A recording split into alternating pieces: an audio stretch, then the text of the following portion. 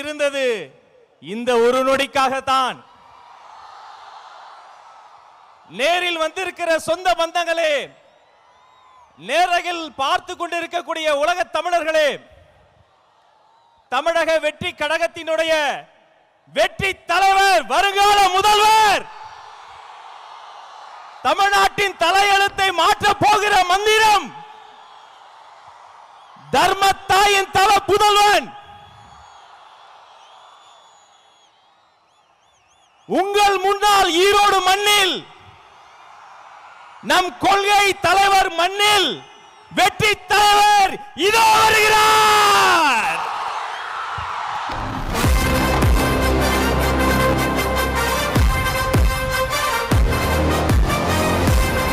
Hello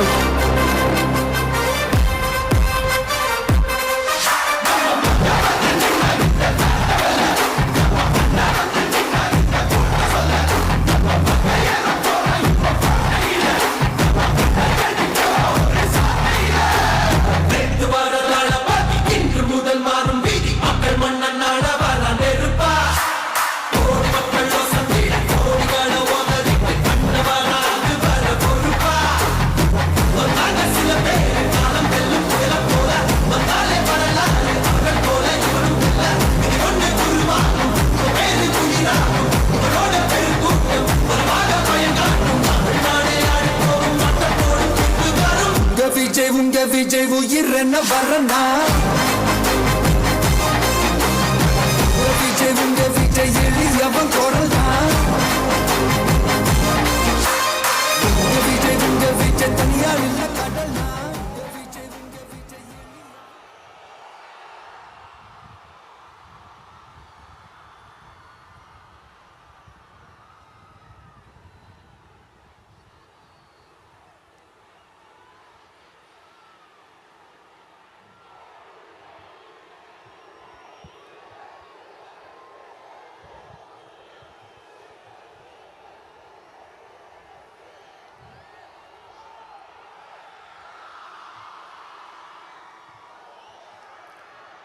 மஞ்சள் மஞ்சள் பொதுவா நல்ல காரியங்கள் ஸ்டார்ட் பண்றதுக்கு முன்னாடி இந்த மஞ்சள் எடுத்து வச்சு தான் ஸ்டார்ட் பண்ணுவாங்க. நம்ம வீட்டில் கூட நம்ம அம்மா, அக்கா, தங்கைகள் நமக்காக நாம நல்லா இருக்கணும்ன்றதுக்காக மஞ்சள் புடவை கட்டிக்கிட்டு தான் வேண்டிக்குவாங்க. அப்படி அந்த மஞ்சள்னாலே ஒரு தனி வைப்பு தாங்க. நம்ம கொடியில கூட அந்த வைப்ரண்டான, அந்த எனர்ஜெட்டிக்கான அந்த மஞ்சள் இருக்குமே, அந்த மாதிரி மங்களகரமான மஞ்சள் விளையிற பூமி தான் இந்த ஈரோடு பூமி. இங்க வந்து மஞ்சளை பத்தி பேசாம வேற எங்க போய் பேசுறது?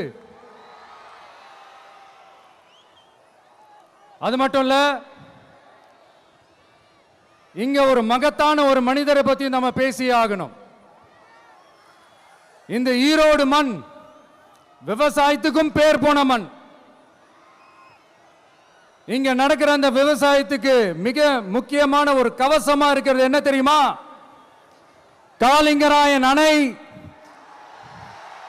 காலிங்கராயன் கால்வாய். காலிங்கராயன் அணை கட்டினதுலையும் கால்வாய் வெட்டினதுலையும் உயிரான உணர்வு பூர்வமான நிறைய விஷயங்கள் இருக்குது.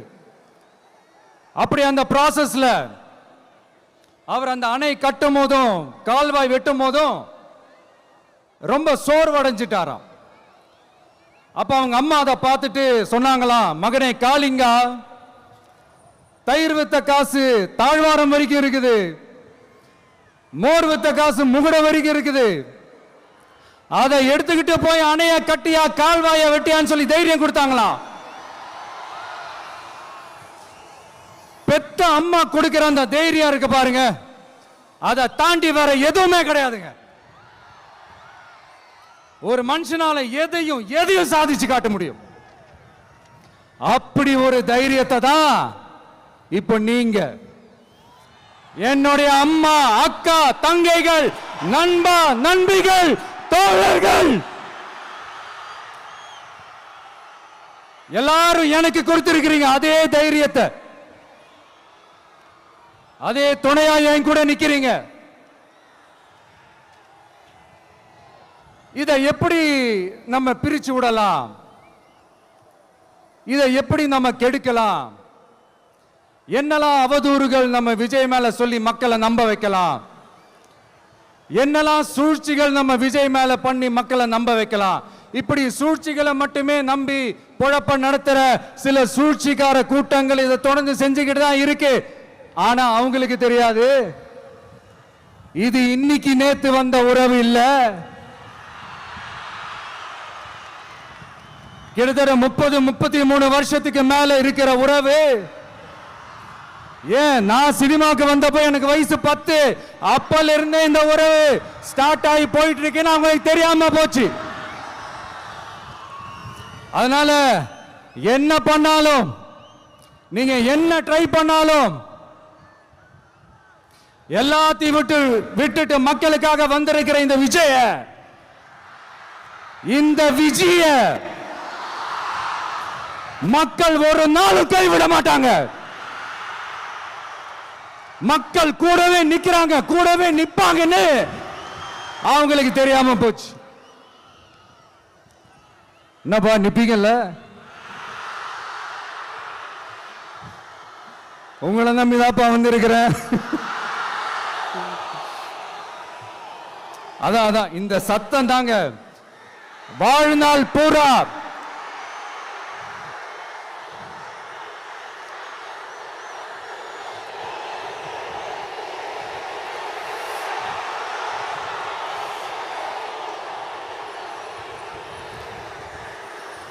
வாழ்நாள் பூரா உங்களுக்கு நன்றியோடவே இருப்பேன். இப்போ நம்ம காளிங்கராயன் அவர்கள் அணையை கட்டுறதுக்காக பவானிக்கு போய் பார்க்கும்போது ஒரு இடத்துல ஒரு பாம்பு வந்து உட்கார்ந்துச்சான், படுத்துச்சான். அது படுத்த இடத்துல தான் அவர் அணையை கட்ட ஸ்டார்ட் பண்ணாராம். அப்புறம் அந்த பாம்பு வளைஞ்சி நெளிஞ்சி போற இடத்துலலாம் கால்வாயை வெட்டினார்னு சொல்லி சில வாய்மொழி கதைகள்லாம் சொன்னாங்க. தண்ணியை சேமிச்சு வச்சு குடிக்கிறதுக்கும் விவசாயத்துக்கும். தம்பி கீழே இறங்கு, தம்பி கீழே இறங்குப்பா, ப்ளீஸ் கீழே இறங்குப்பா.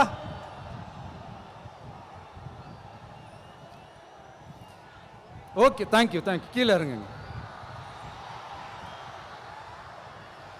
கீழே இறங்குப்பா.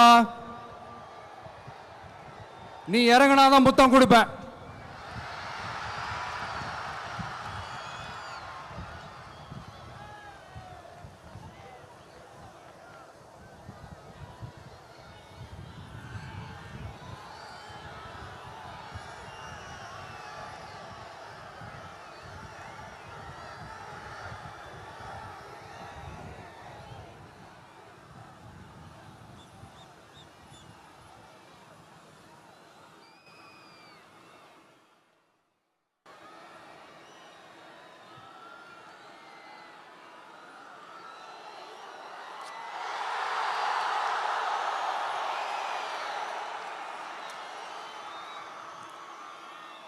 இப்படி தண்ணியை சேமிச்சு வச்சு குடிக்கிறதுக்கும் விவசாயத்துக்கும் வழி வகுக்கிறது எவ்வளவு பெரிய ஒரு நல்ல விஷயம். ஸோ இந்த மாதிரி நல்ல விஷயங்கள்லாம் செஞ்சிட்டு கதைகள் சொன்னா பரவாயில்ல, எதுவுமே செய்யாம கதைகளை மட்டும் அடிச்சு விடுறது எப்படி? அத்திக்கடவு அவிநாசி திட்டத்தை இன்னும் விரிவுபடுத்தினா அந்த 3 மாவட்டத்தில் இருக்கிற லட்சக்கணக்கான மக்களுக்கு எவ்வளவு பிரயோஜனமா இருக்கும். எத்தனையோ லட்சம் ஏக்கர் நிலங்கள்ல விவசாயம் நடத்தினா எவ்வளவு பிரயோஜனமா இருக்கும். ஏன் அதெல்லாம் பண்ண மாட்டேன்றீங்க? வள்ளுவர் கோட்டத்துக்கு காட்டுற அக்கறைய இங்க மக்கள் வாழ்வாதாரத்தில் கொஞ்சம் காட்டலாம்ல, ஏன் காட்ட மாட்டேன்றீங்க? இங்க என்ன கவர்மெண்ட் நடத்துறாங்களா இல்ல கண்காட்சி நடத்துறாங்களா? இந்த 21ஆம் நூற்றாண்டிலே மக்களை பத்தி எதுவுமே யோசிக்கிறது இல்ல. ஆனா அந்த காலத்திலேயே இது எல்லாத்தையும் பத்தி யோசிச்ச, மக்களை பத்தி, குடிக்கிற தண்ணியை பத்தி, விவசாயத்தை பத்தி, அணை கட்டுறதை பத்தி, கால்வாய் வெட்டுறதை பத்தி, இதெல்லாம் எங்கிருந்து? பவானியிலிருந்து நொய்யலாறு வரைக்கும் கால்வாய் வெட்டி இது எல்லாத்தையும் பத்தி யோசிச்ச காளிங்கராயன் அவர்களுக்கு கோடி கும்பிடு போட்டாலும் பத்தாதுங்க. இப்படி அந்த காலத்தில் இருந்த ஒரு ஹீரோவை பத்தி பேசிட்டு இந்த காலத்தில், அதாவது 1920th செஞ்சுரியில் இருந்த ஒரு ஹீரோவையும் பத்தி நம்ம பேசி ஆகணும்ல. ஒருத்தர் இலகிய மனம் கொண்ட ஹீரோனா இன்னொருத்தர் இரும்பு மாதிரி அயன் மேன் தான். எஸ், நம்ம ஈரோடு கடப்பாறை தான்.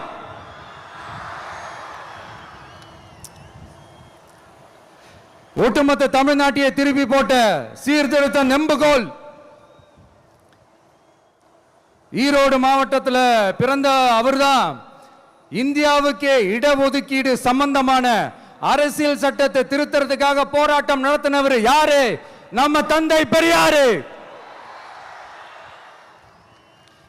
100 வருஷத்துக்கு முன்னாடியே வகுப்பு வாரி பிரதிநிதித்துவம் வேணும்னு கேட்டவர்.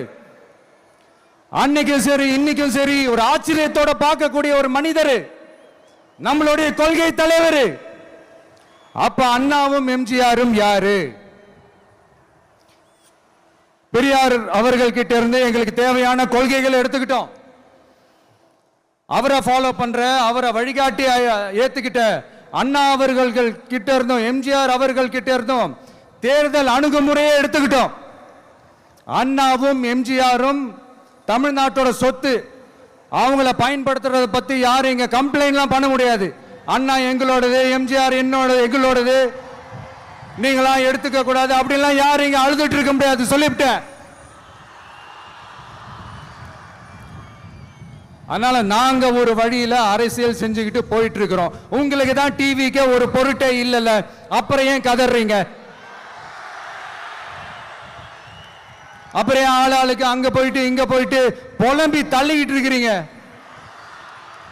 இது எப்படி இருக்கு தெரியுமா? எனக்கு பயம் இல்ல, எனக்கு பயம் இல்ல அப்படின்னு சத்தமா சவுண்ட் விட்டுக்கிட்டே சத்தமா பாட்டு பாடிக்கிட்டே இந்த நடுங்கிக்கிட்டே சின்ன பசங்க நடந்து போவாங்க, அந்த மாதிரி இருக்கு. முதல்ல மண்டையில இருக்கிற கொண்டைய மறைங்க சார்.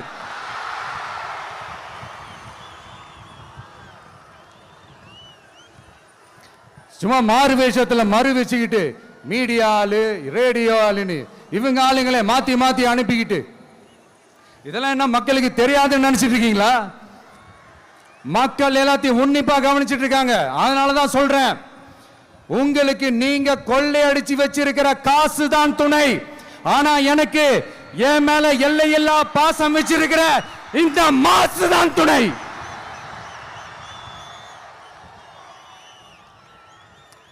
இப்படி நமக்கு துணையா இருக்கிற ஈரோடு மக்களுக்காக நான் இப்போ குரல் கொடுக்கலாம் வந்திருக்கிறேன். சரி, இப்ப விஷயத்துக்கு வருவோம். பெரியார் அவர்கள் கிட்ட இருந்த அந்த செல்வாக்கையும் அந்த பதவிகளையும் அந்த பவரையும் வச்சுக்கிட்டு அவர் என்ன சொன்னார் தெரியுமா? இவ்வளவு செல்வாக்கு, இவ்வளவு பதவிகள், இவ்வளவு பவர் இருந்தோம் நான் ஒரு 5 பைசா காசு சம்பாதிச்சிருப்பேனா? எனக்கோ இல்லை என் குடும்பத்துக்கோ பட்டங்கள் வேணும், பதவி வேணும்னு ஏதாவது கேட்டிருப்பேனா? இல்ல ஏதாவது லாபம் பார்த்திருப்பேனா? இல்ல எதுக்காவது ஆசைப்பட்டிருப்பேனா? ஆனா அவர் பேரை சொல்லிக்கிட்டு, அவருடைய கொள்கையை ஃபாலோ பண்றதா சொல்லிக்கிட்டு இப்ப ஆட்சியில இருக்கிறவங்க என்னெல்லாம் செய்யறாங்கன்னு.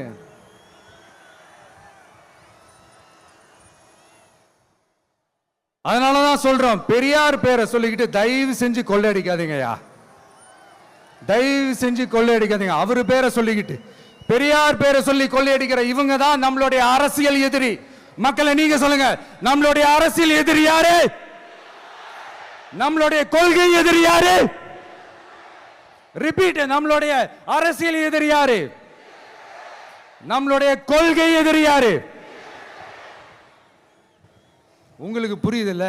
எனக்கு அது போதும்யா, எனக்கு வேற எதுவுமே தேவையில்லை.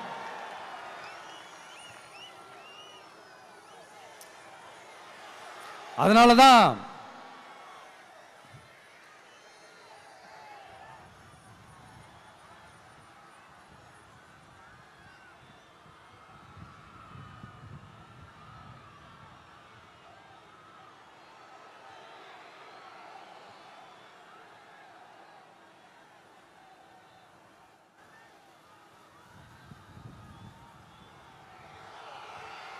உங்களுக்கு நம்மளை பத்தி நம்ம அரசியலோட நீங்க எல்லாரும் என்னோட அரசியலோட கனெக்டடா இருக்கீங்கன்றது ரொம்ப தெளிவா தெரியுது. அதனால எனக்கு அது போதும். அதனாலதான் எதிரிகள் யாருன்னு சொல்லிட்டு களத்துக்கு வந்திருக்கிறோம். அதனால அவங்கள மட்டும் தான் எதிர்ப்போம். அதுவும் அந்த எதிரிகள் யாரு இப்போ இங்க 2026 சட்டமன்ற தேர்தலில் களத்தில் இருக்கிறாங்களோ அவங்கள மட்டும் தான் எதிர்ப்போம். சும்மா களத்திலே இல்லாதவங்களையும் களத்துக்கும் அவங்களுக்கும் சம்பந்தமே இல்லாதவங்களையும் எதிர்க்கிற ஐடியாலாம் இல்ல பாஸ். நீங்க கேட்கிறீங்கன்றதுக்காகலாம் எதிர்த்துட்டு இருக்க முடியாது பாஸ். எங்களுக்கு நிறைய வேலை இருக்குது.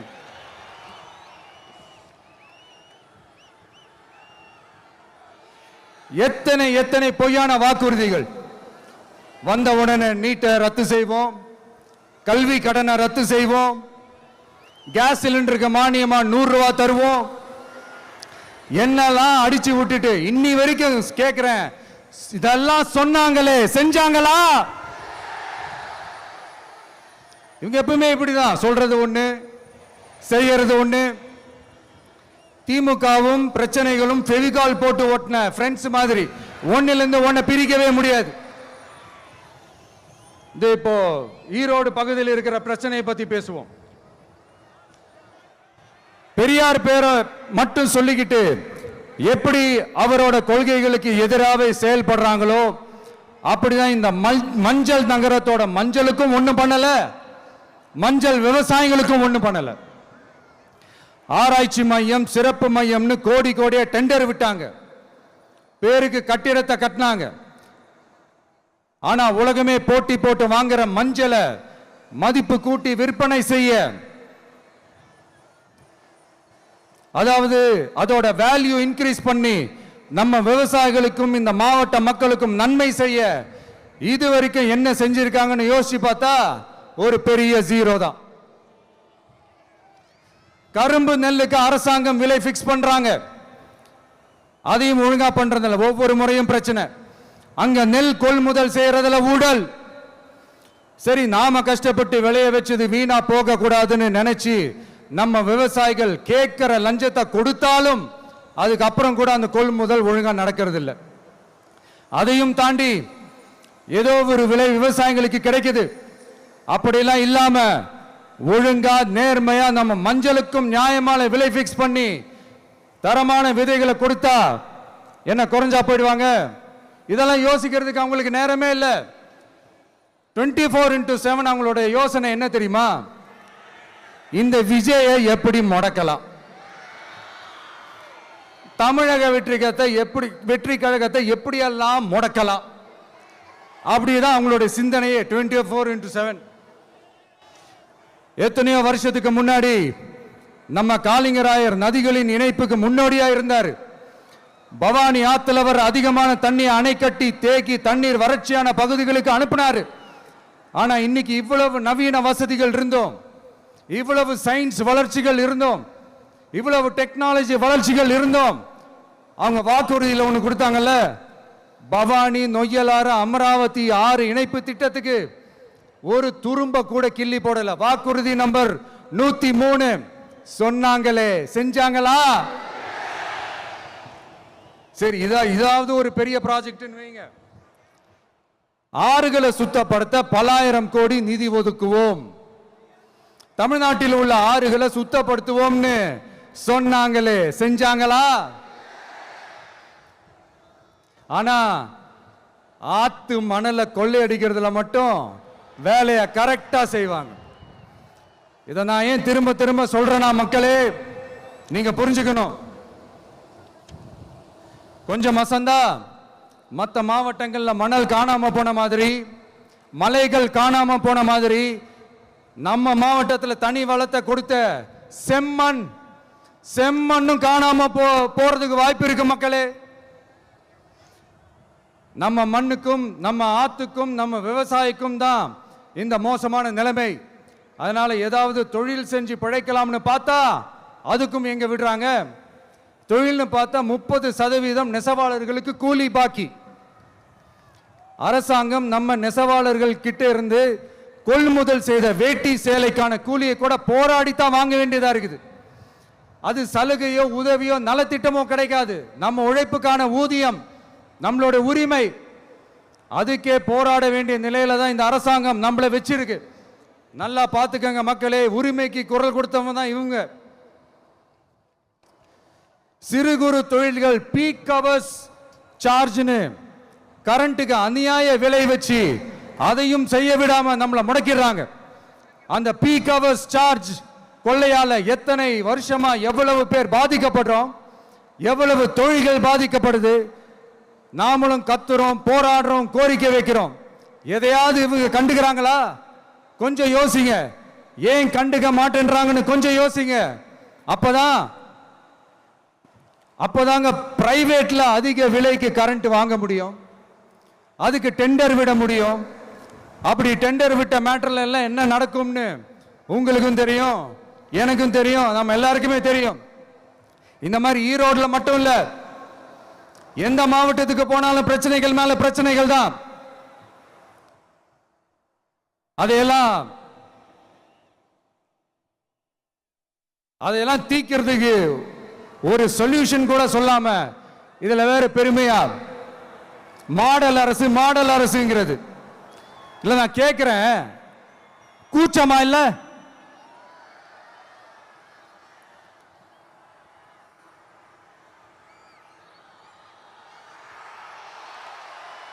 இதெல்லாம் கேட்டா அப்படியே நம்ம பக்கம் யூட்டர்ன் அடிச்சு வந்துருவாங்க. விஜய் என்ன அரசியல பேச மாட்டேன்றாரு, விஜய் என்ன சினிமா டயலாக் மாதிரி பேசுறாரு, விஜய் என்ன பஞ்ச் டயலாக் பேசுறாரு, விஜய் என்ன 10 நிமிஷம் தான் பேசுறாரு, 9 நிமிஷம் தான் பேசுறாரு. நான் எத்தனை நிமிஷம் பேசினா உங்களுக்கு என்ன சார்? நான் எப்படி பேசினா உங்களுக்கு என்ன சார்? உள்ள விஷயம் என்னன்னு பாருங்க சார். ஒவ்வொரு மாவட்டத்துக்கும் போய் மக்கள் ஃபேஸ் பண்ற பிரச்சனைகளை எடுத்து பேசிட்டு இருக்கிறேன். பின்ன அது அரசியல் இல்லாம வேற எதுதான் அரசியல்?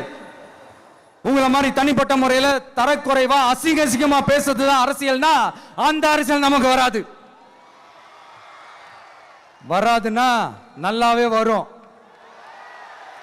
உங்களை விட எனக்கு அது நல்லாவே வரும். வேணான்னு விட்டு வச்சிருக்கிறோம். அப்புறம் உங்களுக்கு நமக்கு என்ன வித்தியாசம்? காஞ்சிபுரத்தில் நாம பேசும்போது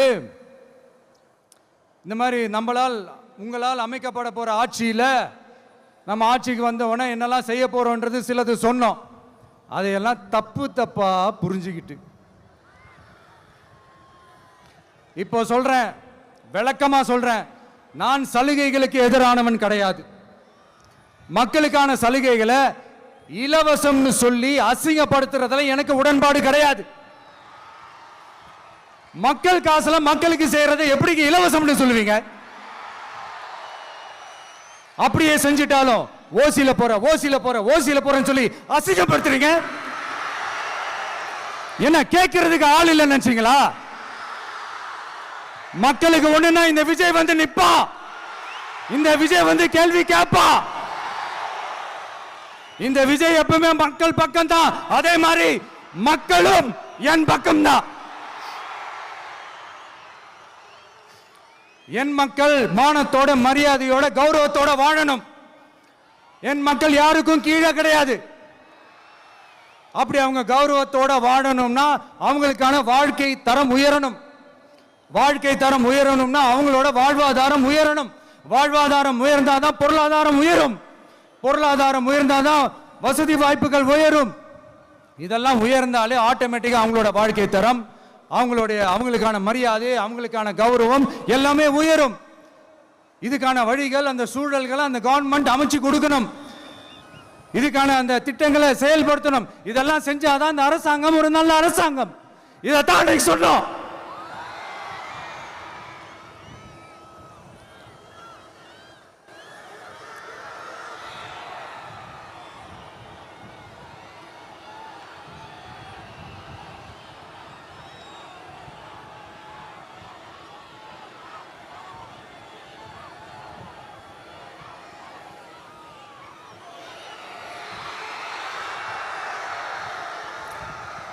இதைத்தான் அன்னைக்கு சொன்னோம். உடனே சொன்னா மட்டும் போதுமா? எப்படி செயல்படுத்துவீங்க? நாங்க என்ன வாயிலேயே வடை சுடுறதுக்கு டிஎம்கேவா? டிவி கேடா?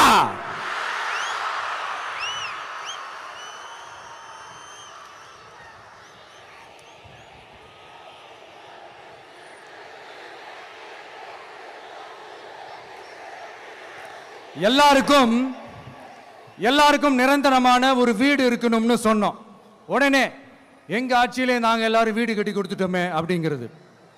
இல்ல நான் கேட்கிறேன், இங்க உங்களை தான் கேட்கிறேன், இங்க வாடகைக்கு இருக்கிறவங்களே இங்க யாரும் இல்லையா?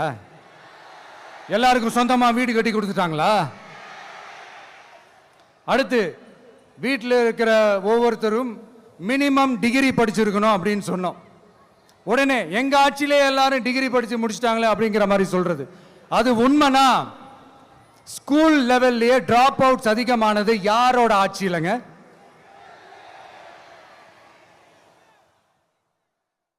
பசங்க பிள்ளைங்க யாரும் ஸ்கூல்ல சேரலன்னு சொல்லிட்டு எனக்கு தெரிஞ்சு 207 கவர்மெண்ட் ஸ்கூல்ஸ் மூடினது யாரோட ஆட்சியிலங்க? இதுல கல்வியில் சிறந்த தமிழ்நாடுன்னு டிராமா வேற. அடுத்து குடும்பத்தில் ஒருத்தருக்கு நிரந்தரமான வருமானம் வரணும், வேலை வாய்ப்பு கிடைக்கணும் அப்படின்னா நாங்க கொடுக்காத வருமானமா, நாங்க கொடுக்காத வேலையா அப்படிங்கிறது. எத்தனையோ லட்சம் காலி பணியிடங்கள் நிரப்புவோம்னு வாக்குறுதி கொடுத்துட்டு ஆட்சிக்கு வந்தீங்களே, எத்தனை லட்சம் காலி பணியிடங்களை நிரப்புனீங்க? அட்லீஸ்ட் 1 லட்சம் காலி பணியிடங்களாவது நிரப்புனீங்களா? இதெல்லாம் சொல்லிட்டு மக்களை ஏமாத்துறது யாரோட ஆட்சியிலங்க? அடுத்து ரொம்ப முக்கியமா, பெண்களுக்கு பாதுகாப்பு இல்ல, சட்டம் ஒழுங்கு சரியா இல்லைன்னு சொன்னா தமிழ்நாட்டில் பெண்கள் பாதுகாப்பு தான் அதிகமா இருக்குதான். நீங்க சொல்லுங்க மக்களே, பெண்கள் பாதுகாப்பு இருக்கு? சட்டம் ஒழுங்கு சரியா இருக்கு? அவங்க சொல்றது உண்மையா? அவங்க சொல்றதை நீங்க ஏத்துக்கிறீங்களா? சத்தமா கேக்குதா சார்? இதுதான் ரியாலிட்டி, இதுதான் நிஜம். நம்மளுடைய ஆட்சியில சட்டம் ஒழுங்குல சமரசமே இருக்காது. அதனாலதான் இவ்வளவு ஸ்ட்ராங்கா சொல்றோம், தைரியமா இருங்க மக்களே. இந்த மாதிரி விஷயங்கள்லாம் நம்ம மக்கள் கிட்ட எடுத்து சொன்னா உடனே இந்த இது எடுத்துட்டு வந்துருவாங்க.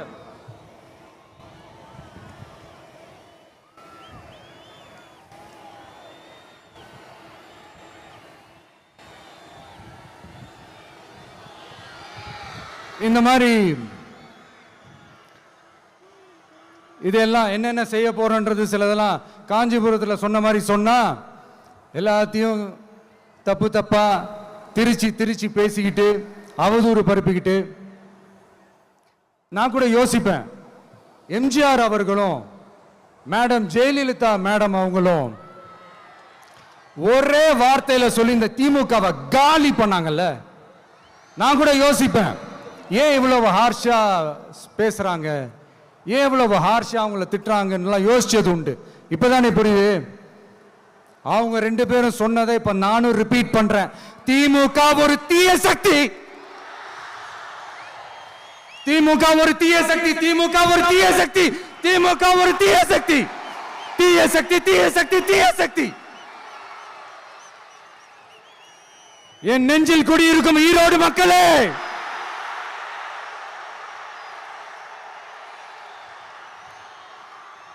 டிவிகே ஒரு தூய சக்தி. எப்படி? டிவிகே ஒரு தூய சக்தி. தூய சக்தி டிவிகேவுக்கும் தீய சக்தி டிஎம்கேவுக்கும் தான் போட்டியே.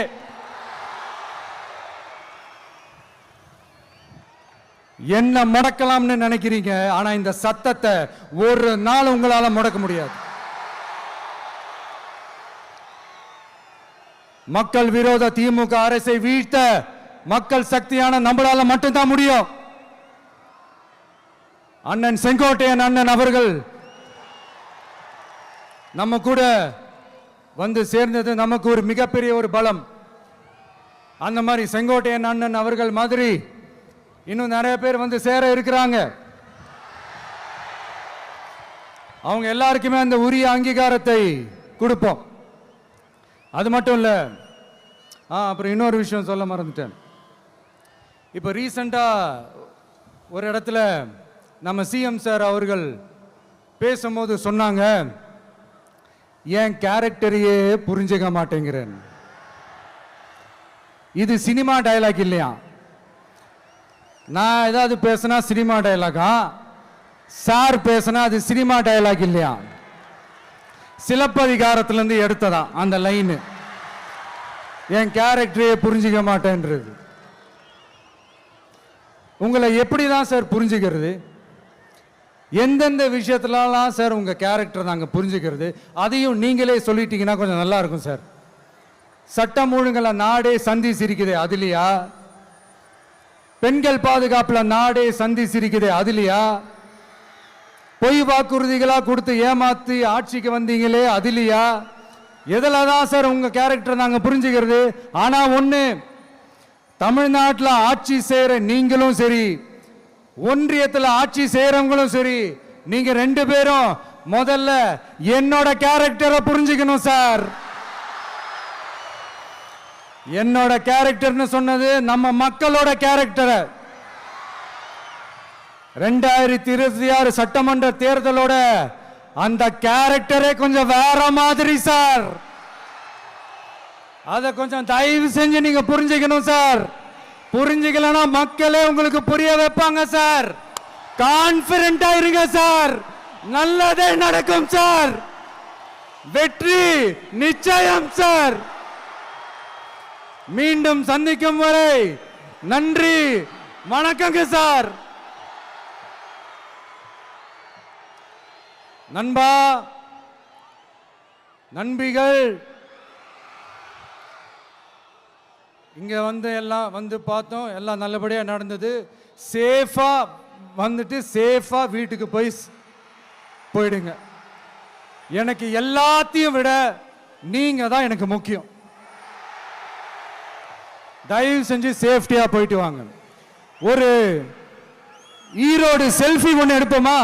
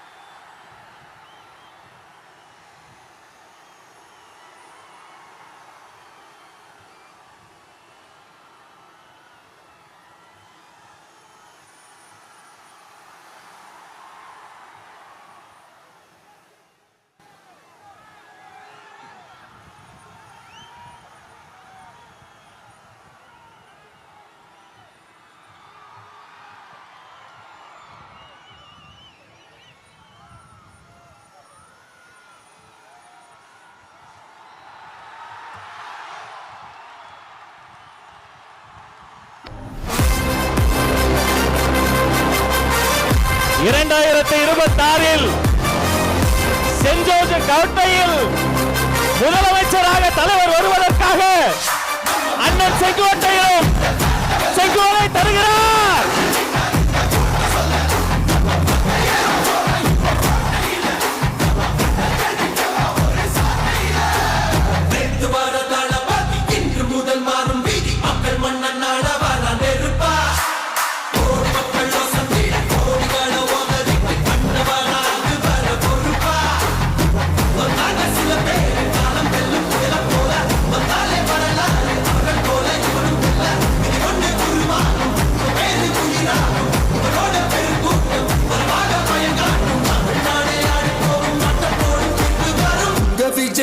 விஜய் உயிர் என்ன வரனா? விஜய் விஜய் எளியவன் குரல் தான். விஜய் தனியால் இல்ல கடல் தான். விஜய் எளியவன் குரல் தான். விரலே உனக்கு கட்ட வரனா